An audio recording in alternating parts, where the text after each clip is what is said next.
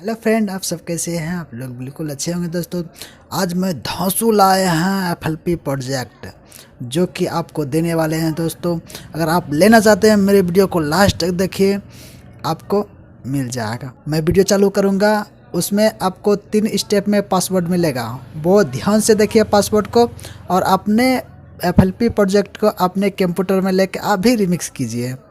तो FLP project कहाँ से डाउनलोड करना है, मेरे डिस्क्रिप्शन में होगा, वहाँ से आपको डाउनलोड कर लेना है। तो चलिए दोस्तों, हम जल्दी से स्टार्ट कर लेते हैं अपने सॉन्ग को।